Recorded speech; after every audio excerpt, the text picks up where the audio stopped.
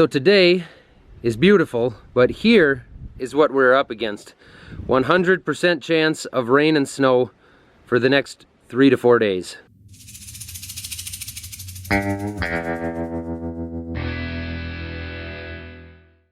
Which is very unfortunate because we probably would be able to start harvest this evening or tomorrow, but that's when it's gonna start raining. So we're gonna do a whole bunch of little things around the yard here to catch up before we get this rain and ice stuff going. Number one, I gotta move some stuff out of the way for the bin builders so that they can get to the top of the grain leg, change some stuff over there for our new wet bin. Ooh, how you doing?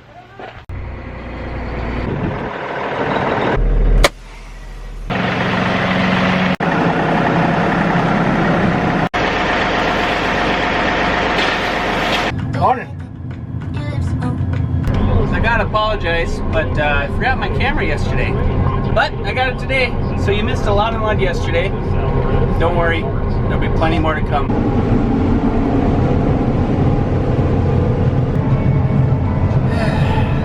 So somehow I have to get over there. Well, no idea what kind of a bottom's in this. Yeah, we're doing it. My God, I love tracks. Look at that. Wouldn't have done that with the wheels. Didn't even hardly leave a track. My stomach issues. EPI is caused by my pancreas. It leads to diarrhea, gas, bloating, stomach pain, unexplained weight loss, and oily stools. The symptoms. Whew. Definitely should have had that over this morning. Uh-oh. Where do we go from here? You go to that sprocket for the guys. Okay. Don't knock them wrenches down because that shit's flying down. Ooh, that's where you put them? Dude, what are you doing taking all my tools from the toolbox? What tools? These. This should not be leaving the toolbox. What is it? This crest. That's for the combine. I bought that for the combine. This? That's not your toolbox. We used to do it with... Woo! I would say we're good to go. The next quick, odd job, hopefully quick, that I'm gonna do is put this crop diverter on the bean header. I ordered it, it was only like $100, and I was told from several people that I'm really gonna want that. I was also told by a few people that it's not necessary at all. I know you can slow the belts down and prevent it from happening, but what happens is when you start taking crop from one side of the header and not the other, this crop can come from this side and shoot straight across, skip the center belt, and end up going under this belt here, and then everything gets plugged up. What this does is mount in between, right in the center, and stop the crop from flying across when that happens. Now, like I said, you can slow the belts down and stop it from happening, but I know me, I'm gonna forget to do that. I'm gonna plug it up, I'm gonna be mad at myself. So for the $100 piece, I'm just gonna put it in there. I'm just gonna do it. I'm hoping I can do that with it on the trailer like this, because I can't raise the reel up, so it's a bit of a pain to work around, but we'll make it happen. After looking around here and marking my spot, I'm pretty confident that I need to get under this here, which isn't difficult. It's just taking these bolts off here the way it looks, and then this will lift right off so I can get under there. But I'm gonna need to do that with it on a combine, and I don't want to take that time today. So we're gonna do that another time. So I'm gonna put this stuff away and just park the header, because I got enough other stuff I want to get done that I make sure I get done, stuff that's a higher priority than this. Yeah, it's a shame to leave it outside, but we only have so much inside storage space. We're gonna be using it pretty soon anyway, so I just decided we'll leave it out there.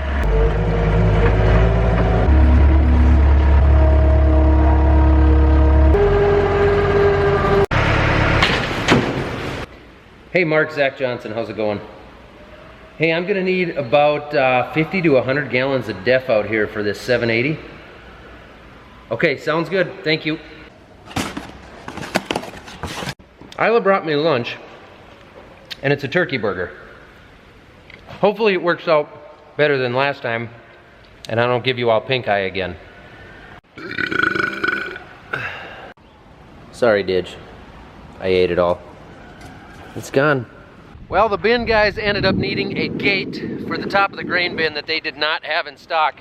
So they're gonna leave their crane parked here for the next few days, which means I'm gonna pull this truck back over the pits to cover the pits so that the rain goes to the side instead of washing into the pits, to help that so I don't have to climb in there again and pump that out.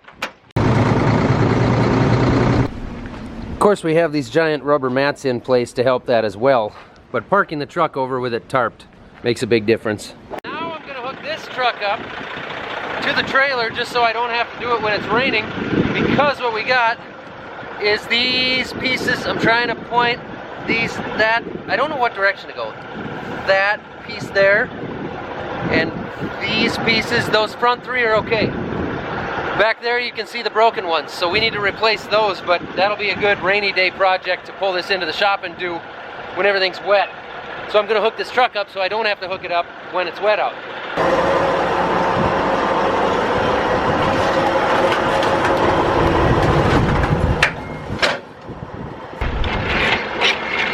I noticed when I jumped out of this truck, I had some wires hanging down. Not knowing what that was about, I opened the hood and I can see we've got a couple of rivets that just rusted out there. So, got some race car rivets here, exploding aluminum rivets. See if I can drill through and replace those.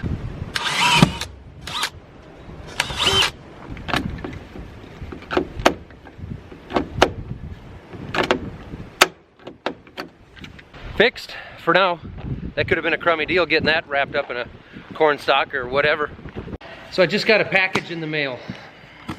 I got a feeling I know exactly what it is. Wow, they banded this together. Jeez.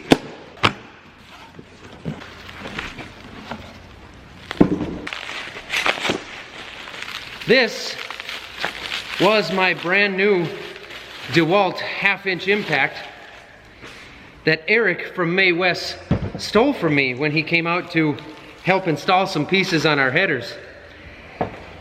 You know, you just can't trust those case guys. I'm just kidding with you, Eric. I had to give you a hard time. I know he felt pretty bad about that. It was missing for a week and a half, and I kept thinking, it's gonna turn up somewhere. And it never did, so I messaged Eric, and sure enough, he had stolen it. Next up is to put these grain tank cleanout covers on that we misplaced. Get those on there, and then I want to get the backup camera finished installed in here. Finish installing the backup, you know what I'm saying, so that I can get this machine out of here to put something in here we need to work on when the rain's coming, because this is pretty well done and ready to go. So this all looks pretty simple. This is another camera that I got from Dakota Micro. It's a 170-degree backup camera that I'm going to be putting to the back here. Somehow or another, I can either drill a hole and bolt it through the plastic, or I can find somewhere to put it on a magnet. First, I'm going to figure out where I'm going to run my wires here and hope that it's not too complicated. Pretty simple deal. It plugs right into the back of our 2630. We're going to plug power in here to the power strip, and we can plug in up to 3 cameras here. We got the floor plate out. Jim's got a hole in that. He's over there somewhere. We're going to fish this up through there, run it to the back where we got the camera mounted, and it's all going to be wonderful. It's going to be the best camera ever. You know it, I know it, everybody knows it, believe me. I use zip tying up there, so I'll just keep feeding through back here. Okay. It might even be, we might have some stuff that would go now. Yeah. But what do we got, 6 hours before it's raining? Right. That's, you know, if we were in the middle of harvest and we were pushing, it'd be go time. Yeah. Oh, yeah, then it would. Go as hard as we can, but yeah. At this point, it'd take us 4 hours to get out there, get everything ready, and then deal with a couple issues, and pretty soon you'd be done, it'd be raining, everything'd be muddy, and everyone would be crabby. There he is. You want to talk to him? It's okay. What time is it? Time to fire it up, see if the camera works, and then if it does, I'll stick the wires under the floor. Well, there's my backup camera. Main thing I want to see is that auger spout, and then I can see, this is actually my chopper here, so I can see anything that's getting too close to the combine or that spout. I haven't figured out yet how to make it automatic when I put the handle in reverse so that this pops up. But I know that it can be done, so I will do that at some point. we have decided that we're gonna change fuel filters on the 9560. It didn't need an oil change. It's only got 100 hours on it since we did that. So we're gonna leave the oil in it, oil filters in it, and oil, and throw some fuel filters on it. Just because it's gonna be nice to have new fuel filters. Might help out with the long fall. When it starts getting cold out, once in a while you have issues with fuel filters. It's just something you deal with, so the newer the filters are, usually the nicer it is. It is now time to play a quick game of Shuffle the Shed, or also known around here as the John Deere Shuffle. Basically what I need to do is get the sprayer back there into that shed, because the sprayer hasn't been winterized yet, so I want it in that shed so we can maybe winterize it, or at least halfway winterize it. Well, it's not so nice outside because we're going to be working in the shop, and then I want to put the grain cart in the shop or the truck. I'll decide that in a bit, but basically I want things that I want to work on when the weather's not nice in that shed so that we can spend our time there over the next couple days. You get what I'm trying to say, right? Gotta pump it. Gotta pump it. Come on, baby. There we go. Like a kitten at a milk pail. I want as much stuff inside as possible, and I want the stuff with the most work left to be done in the other heated shed. Maybe that's a more simple way to say it.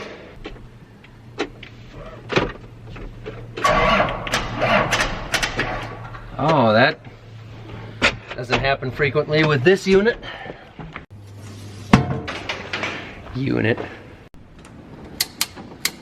Battery's dead. Taking a nap, Didge? Suppose I'll spend some time with this while the battery's charged on that. Sure does smell lovely in here.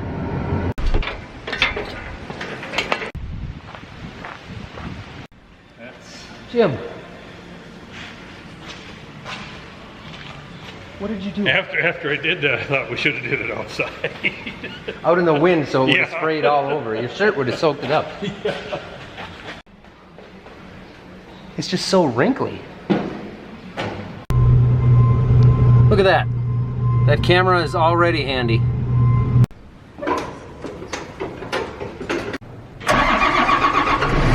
There we go. Are you okay? You okay? No?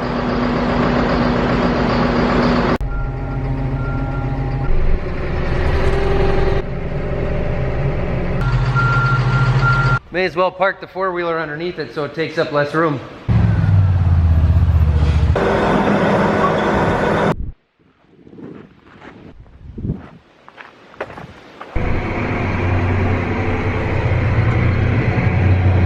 I am going to back this beast in, even though I don't have a camera on it yet. And a camera is one of the things we're going to add to this thing while it's in the shop. Don't hit anything. Not my cart, don't hit anything. That's a beautiful cart. We got some fine tuning to do with that, including with the iFarm to set the iPad up so we can control everything or keep track of the loads. Jim left me for the day. He'll be back tomorrow afternoon. Tom's out from Midwest Machinery doing some software updates to that 780 just to make sure everything is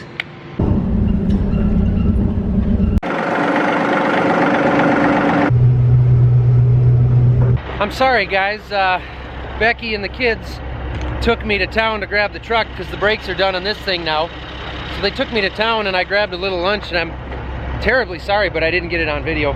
Anyway, I'm gonna throw some grease on the fifth wheel here and hook this truck up as well.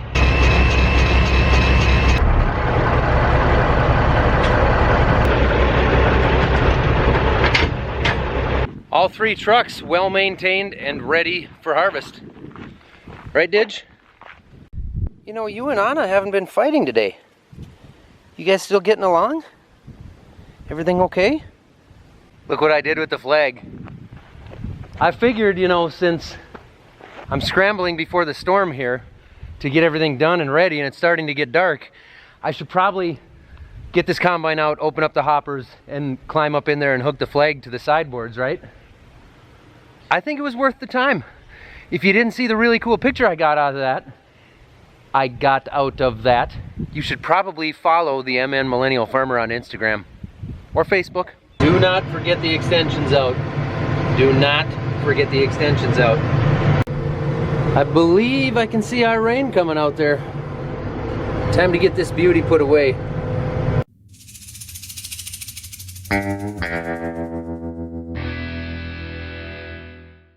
Shh, they're sleeping.